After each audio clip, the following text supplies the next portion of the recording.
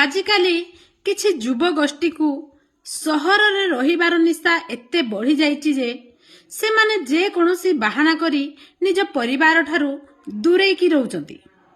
ନିଜ ପରିବାରଠୁ ଦୂରେଇକି ରହିବା ବଡ଼ କଥା ନୁହଁ, ବଡ଼ କଥା ହେଉଛି ତାହାର ପରିଣାମ କ'ଣ ହୋଇଥାଏ।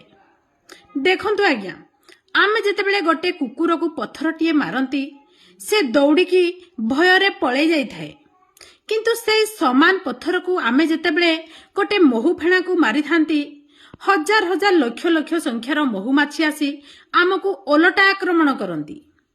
ଏମିତି କାହିଁକି ହୋଇଥାଏ?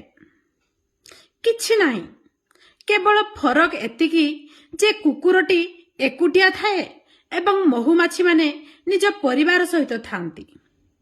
ତେଣୁ ସେମାନେ ସଙ୍ଗବଦ୍ଧ ହୋଇ ଆମକୁ ଆକ୍ରମଣ କରିବାକୁ ଆଗେଇ ଆସନ୍ତି।